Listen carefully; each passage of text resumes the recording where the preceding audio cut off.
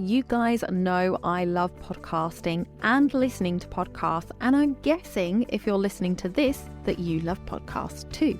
Have you ever considered podcasting yourself? It is a great way to reach your audience, grow your know, like and trust factor, and not need to show your face unless you want to. If it is something you've thought about but you don't know where to start, then head over to becomeapodcaster.uk/BAP quiz, BAP quiz, to access a 2-minute quiz that will help you work out what type of podcast might suit you. That's becomeapodcaster.uk/BAP quiz. You're listening to the Mindset and Action podcast, bringing you the map to grow and streamline your business in 2023. I'm your host, Donna Eade, your go-to gal for all things podcasting, planning and productivity. And I'll be bringing you all that plus mindset goodness from experts with knowledge to share. Let's make 2023 the year of success in your business.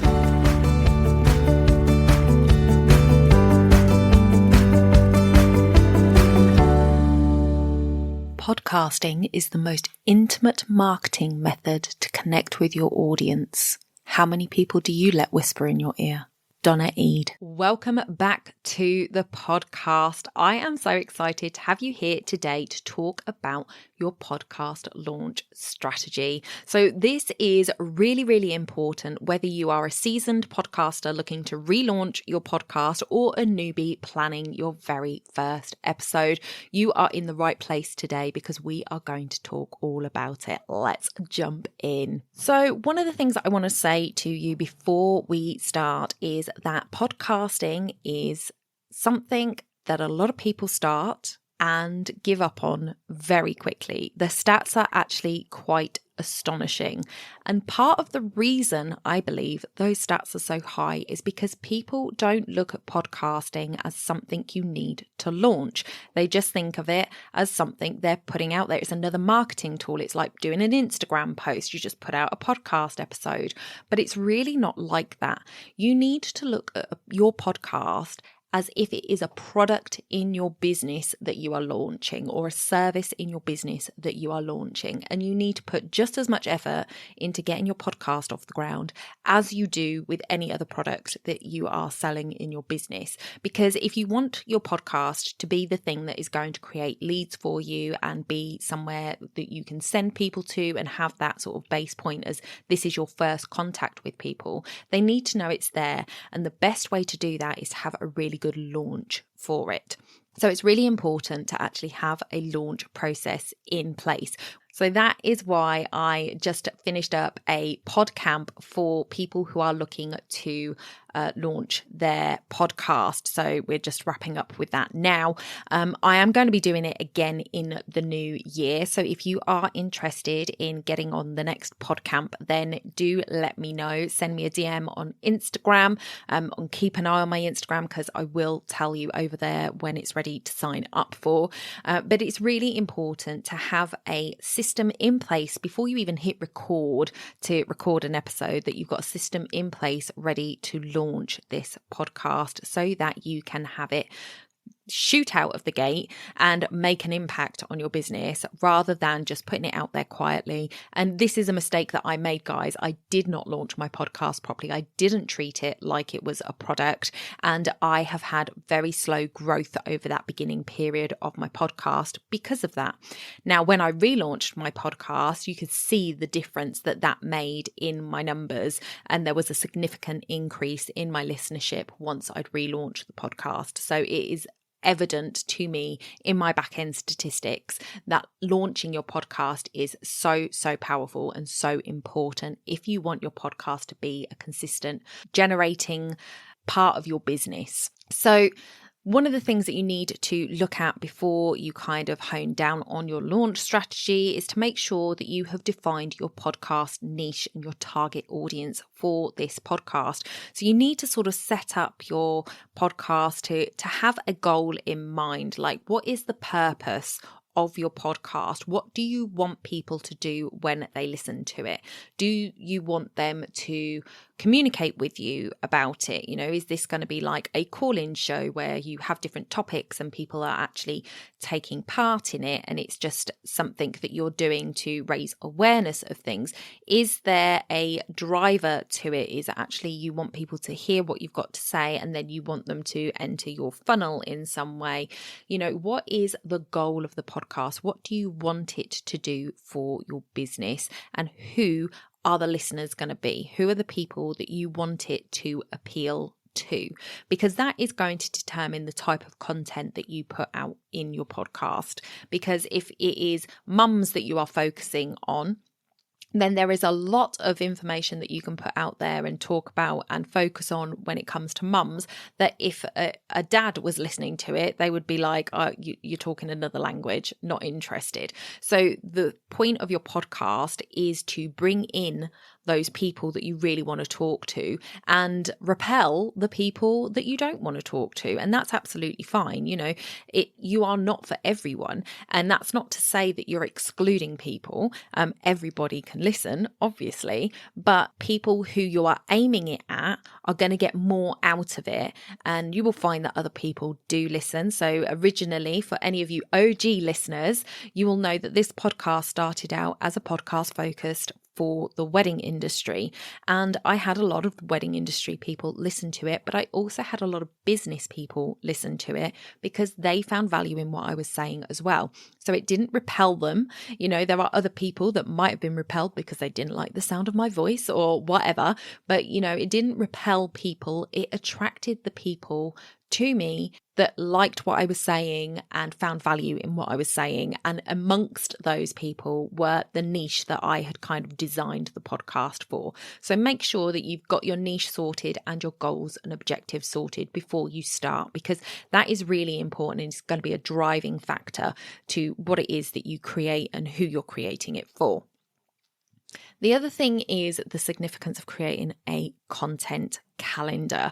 So one of the reasons I think a lot of podcasts fail before they even really get up and running is because they don't think far enough ahead. Now, I've spoken before on this podcast about how important batching is, and it is certainly important throughout your business. I think for me, it is a peace of mind that it gives me to have the batch done so that I know that if anything goes wrong, if I have a week because I'm working here on my own and it's just me, if I'm not feeling well one week, I don't have to push myself to work because I've got my stuff batched. So, you know, the things that need to happen, I tend to batch so that they can get done. And I think a lot of people with their podcasts is they're doing it week to week and, you know, something pops up, they don't do it, or they're trying to squeeze it in and it's not as good as it could be. So having a content calendar where you're actually writing out what episodes are coming up and then using batching can really help you with your podcast to ensure that you keep it going. So I cover that a lot more in my Start Your Podcast program. We go through a system of creating and generating your ideas so that you've got a whole year's worth of ideas by the end of the program, and that you know how you're going to batch your items up so that you can make sure that you keep going. So for me, I was really shocked when I found out that actually 90% of people who start a podcast quit after 3 episodes. And that was quite a shocking figure to me. I didn't realize it was that big. And then when I found out that there are actually only about 2.8 million indie podcasts, that was another one that shocked me, because I had been given the figure sort of 4 million. And then it kind of went up to 5 million was the latest one that I saw. But those include every single podcast that exists. So that includes the celebrity podcast, that includes the like big media company podcasts, and it includes all the podcasts out there that only have 1 episode. So when you take all of those out, you know, the competition, as it were, the people who are producing a podcast in a similar way to you, where it's just you on your own doing it, that is actually only 2.8 million. And of those, the ones that are actively engaged, the ones that are actually out there producing all the time, is a much smaller number than the numbers that I've been hearing. So there is actually a lot of potential for podcasts that can stick at it. So if you can set yourself up for success with your podcast and really sort of put systems in place to make it work for you, then I think that you can really find some great traction with your podcast.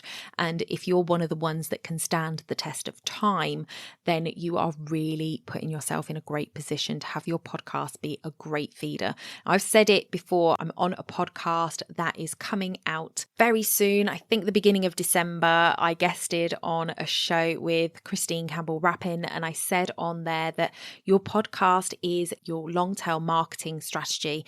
It is not a quick fix. So if you're thinking that, it's just going to generate hundreds of leads for you in the first couple of months, it's not the case. You may be an outlier that actually manages to do that. That's great for you. Fantastic. But you don't think of podcasts as instant gratification. These are seeds that you put out that are going to cultivate over time. So when I think of, long-standing podcasts that think of it like that, I think of people like Amy Porterfield, who's had her podcast now for over 10 years, is on episode 600 and something at this point. And she puts out episodes every single week, knowing that the people who listen to her may not become clients of hers for a year, 2 years, 3 years, maybe even longer. She doesn't do it for the instant gratification. She does it to help people, to serve, to show them who she is as an individual, as a business owner, as a teacher, as a mentor, and then people can choose when to buy from her. And that's what I think you need to think about when you are doing your podcast. It's not an instant funnel system. It is not like setting up ads. With ads, you can look at getting much more instant return, but there's a lot of payout that you've got to do for that. Whereas podcasting, you can start for very little money, and it is a long-term thing that you've got to stick with to see the results. So that's something that I just want you to bear in mind when you're thinking about launching your podcast. Now, I touched on batching a moment ago, and I think that is really important as part of your launch, that you get a good batch of episodes behind you to start with. So if you pre-record your first 6 episodes, then you're already beating the 90% that fall off because you've got 6 episodes you can upload. So you're already ready to go. Now, what I suggest that you do when you launch is that you let 3 episodes go out on day 1. So I tell my students that should be kind of your trailer / intro. So you can do a trailer for your podcast that is just like the movie trailer, like this is the such and such podcast, this is what it's about, tune in each week to listen to XYZ, and that be a quick trailer that you can put up and have up permanently on your player. But then have a short intro podcast episode, which is just about who you are, what you do, why you've started the podcast, what your aims for the podcast is, what you hope your listeners are going to get out of it, and what they can expect. So 5 to 10 minutes, not a huge episode, just something to get you warmed up and something that's going to let people who listen from day one know what it's all about. Now, the great thing about podcasting is that people will often go back and listen to old episodes. But once you get up in there to like hundreds, once you're in 3 digits, it's highly unlikely they're going to be going back and listening to your very first episode.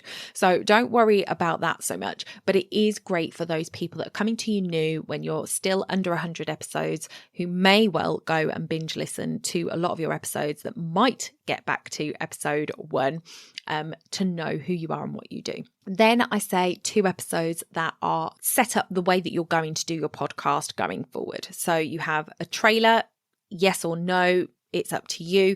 An intro episode that's kind of 5-10 minutes, and then 2 episodes that give people a good taste of what your podcast is going to be like, how it's structured, and what the themes are going to be.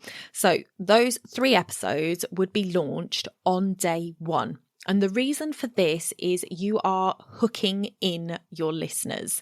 So if you just had the intro episode, for example, that's all great. But by the time the next week comes around, people have forgotten about you and forgotten about that episode and aren't necessarily going to hit subscribe just from you telling them what might be coming down the line. But if you drop the intro plus 2 regular episodes, then people will tend to binge listen to it. Oh, it's a brand new podcast. There's 3 episodes. Don't make them too long. The thing with podcasts is they can grow as you grow, as you get more comfortable with the mic. So my first episodes were kind of 15 minutes-ish. It was a push to get them to 20. And as I have progressed and grown in my podcasting abilities, then I have got the length of time that I want for my episodes. So it is likely that these episodes are going to be slightly shorter anyway, which means that people will listen to all 3 of them. That is something that's really important because it's going to hook them in. It's going to get them listening to what episodes are going to be like. They're going to enjoy it. They're going to want to make sure that they listen to more. Make sure that you tell them to subscribe where they're listening in those episodes. I say do it in every single episode that you do, but make sure for sure in those first 3 episodes that you're saying, make sure you hit that subscribe button so you don't miss the next episode. Because then what you're doing is you're creating that anticipation. And in that last episode, let them know what's coming next week. Say, we're coming out with a new episode next week. We're going to be talking about XYZ. Make sure you've hit that subscribe button, build that anticipation to bring them back the following week. And then if you've done a batch of 6, you've then got 3 episodes, which is the next 3 weeks sorted. And whilst those 4 weeks are going, so the first launch week and then your following 3 weeks, you have got that time to start batching 2 or 3 episodes at a time so that you can get ahead and stay ahead with your podcasting. And that is going to make it much easier for you and create momentum in your podcast to keep going. Next, we're moving on to one of the most important parts of the launch phase of your podcast, and this is the marketing and promotion. Without marketing and promotion, your podcast is not going to go anywhere and you are going to give up very quickly. So there needs to be some hype built around your podcast. So the first thing that you need to do when it comes to your marketing and promotion is get your branding sorted for your podcast. So whether this is pulling on your business branding or whether you're setting up an entirely new branding just for the podcast, that needs to be thought through and that needs to be solidified before you get going. Now, take a look at the artwork that you see on your podcast players. What is the common themes? How could you stand out? Take a look at what is out there already. And a couple of tips for you is make sure that the writing is big and that there is not too much of it. So I used to have quite a big bit of blurb on my last podcast artwork. And I was like, no, that's too much. I need to reduce it and make it bigger. Remember, people are seeing these very small on their phones. So they are only kind of, thumbnail profile picture size, a bit bigger than that. But, it's not very big. And if you've got writing on there, a lot of writing or small writing, they're not going to be able to read it. And there's absolutely no point having all of that on there. So be quite big and bold with the words that you use. Make sure that they are big enough to be able to be read. Make sure that the font that you choose is a good readable font. And make sure that when it is small, and if you are doing this on Canva, you can actually decrease the size of the canvas so you can see how big it would be at that, and you can use your phone for a reference against your computer. Sort of, is it around the same sort of size? So you can see how big it will appear and what that actually looks like. How do the colors look? Do you want something that is bold and bright that stands out, or is it more important to you that it sits with your branding colors for your business and you're going to pull those into it? Make sure that if you have a face on there, that is also a decent size, that it can be seen properly. And those are my tips for your artwork, for your podcast. And it can be changed down the line, but if you can get it right first time, then that's great. I think Amy Porterfield has changed her podcast artwork twice that I know of. So, she sort of created it, stuck with it for a very, very long time and updated it maybe a couple of years ago now. And it's been the same ever since. So this is something that really becomes the stamp of your podcast and what your podcast listeners are going to look out for when they're scrolling their new episodes that are available. They'll be looking for that color, they'll be looking for that picture when they're scrolling to see where your new episode is. So you don't want to change it too often, and if you can get it right first time, that is even better, and then it'd just be refreshing, a few years down the line maybe. One of the other really important marketing elements is what I like to call the hype squad. And this to me is like so key and something that I have been speaking about in my podcamp, something we will cover again in the new year in the podcamp, and that is the creation of a hype squad. So a hype squad is your network and collaborators, the people that support you in business and want to see you succeed. You want to get them on board with promoting your podcast. And you can do this in a number of ways. You can set up a group on Facebook. You can run competitions for people. You can create an email list of hype squatters that you send out emails to. You can give prizes out. There are lots of different things that you can do to encourage the people that are in your network to support you in this launch, but you kind of do need a commitment from them. You kind of need to sort of set the expectations of, this is something that I really want to be successful, and it's only going to be successful if X, Y, and Z happens. And if you can commit to doing X, Y, and Z with me, then I would really love to have you on my hype squad and be part of it. And, I'm going to be running a few competitions to win some prizes and make it fun. And I would love to have you along for that, something along those lines. But one of the things that you need from your hype squad is you need them to share it with their audience, because you want to get as many people listening as possible. So the week that it launches, you want them to share it with everybody that they know, not only on their socials, but also to their email list, because we know that email is really, really impactful when it comes to building that connection with your audience. So the people that are on their email list have gone that one step further than their social media followers. They're a bit more connected. They're a bit more likely to take a recommendation from them. So if you can get them to email their subscribers, then that is just going to give you a better recommendation from them to their audience. And then you also want them to listen to your podcast on the day that it's released. If you can get a good group of hype squatters together listening to your podcast the day it releases, maybe you have a listen party, maybe you actually set up on Zoom, everybody is on mute and they sit there and they listen to each of the episodes with you, and they give you some feedback on the episodes as they go, pointers, things that they liked, things that they didn't, and you have this kind of listen party where you're all listening together, and then get them to rate and review on Apple. If you can get a good number of people subscribing, rating, and writing a review on the day you release your podcast, it is going to do amazing things for you in the algorithm. With podcasting, there isn't an algorithm like there is with social media. So you have a lot of potential within that. And also, Apple doesn't release information on how it decides who gets in the Apple charts and things like that. They don't release that information so people can't gamify it. But one of the things that we know works well to get you sort of listed and get you in front of people and push you higher is having a lot of people listening to you, a lot of people liking what you're putting out there, a lot of people leaving comments on what you're doing. So if you can get a lot of people doing that on day one, that is going to really help to push your podcast out to more listeners on day one. So Hype Squad is absolutely key to helping you promote and market your podcast. Obviously, there are a lot of things that I talk about within the podcamp about launching and what you need to do before you get to launch day. So if you want to come and join me in that, then definitely send me a message on Instagram, Donna_Eid_, just type podcamp, and I will make sure I put you on the list to let you know when the doors are open for registration for the January cohort of the podcamp. So let me know about that, and we will talk through all of the things to do in the lead up to releasing your podcast.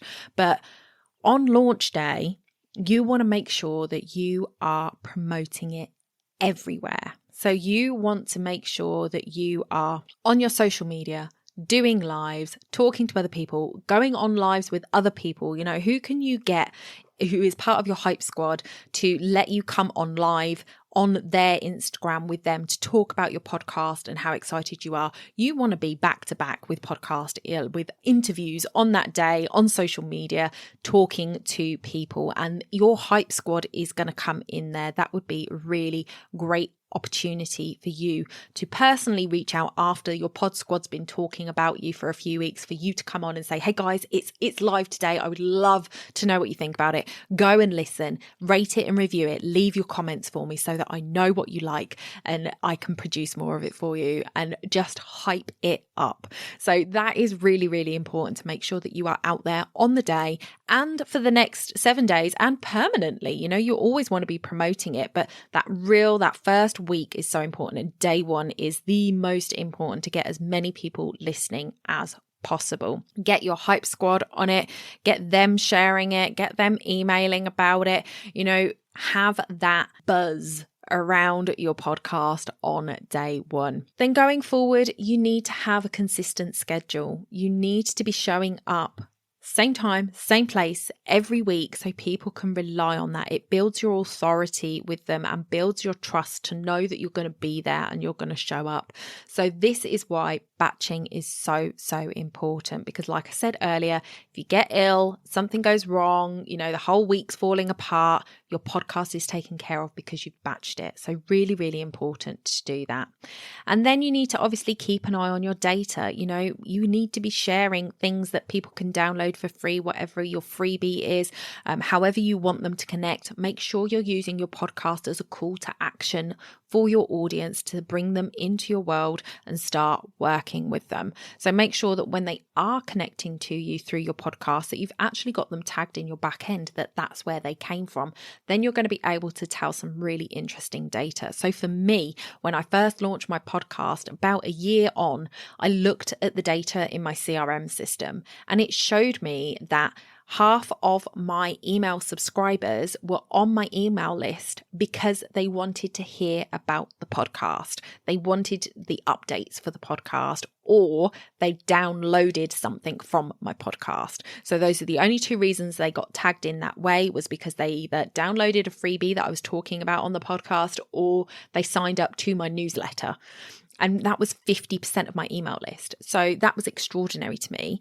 And that was about a year after that I looked at that data. But if you aren't tagging people in that way in your CRM system from the start, you're going to be missing that valuable data and being able to know. And then, of course, you've got your podcast specific data, which is going to show you how many downloads you're getting, the listenership and what that looks like. So these are numbers that you need to keep an eye on. You obviously want to see growth. I wouldn't give too much weight to those numbers in respect of feeling like you're not doing enough or you haven't got enough, because people can listen to your podcast without downloading it. And most of the platforms count downloads. So you could have a lot more listeners than you have downloads. Others do like collect listenership or plays on podcasts, but it is all spread out all over the different platforms. There is no one central hub for that. So it is difficult to tell sometimes how many podcast listens you're actually getting. So use it as a metric to gauge growth. So if those numbers are increasing, then you're all good. If they're stagnating, what can you do to boost them? And make sure that you are reviewing that on a regular basis. So guys, that is it for this episode. I hope you have found that useful. I really enjoyed doing the podcamp with the guys this week. So if you want in on that next one, then do DM me over on Instagram with podcamp, and I'll make sure that you get to know about the next one. If you are going to start a podcast, please make sure that you have a launch plan in place before you hit that publish button. It takes time to launch a podcast. Well, there are lots of programs out there and people saying, I can get you started with a podcast in 14 days. Yeah, maybe you can get a podcast started in 14 days, but I promise you, if you do it in 14 days and hit that publish button, you are not going to see the best success you can with it. And it is more likely that you are going to stop before you really get started. So if you want to start a podcast, I would urge you to take it seriously as a marketing tool in your business that deserves time and attention to get the best out of it. So that is it for this week, guys. I hope you will join me next week, and I am going to do what I preach and ask you to please leave a review on Apple Podcasts for this episode. Apple Podcasts is linked on my Instagram, so you can go over there if you're not sure how to access it.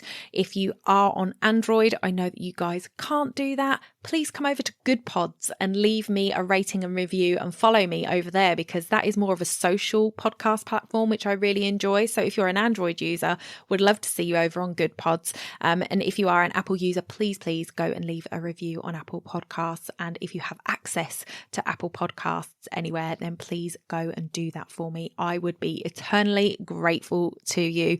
Until next week, guys, I'll see you in the next one. Bye for now.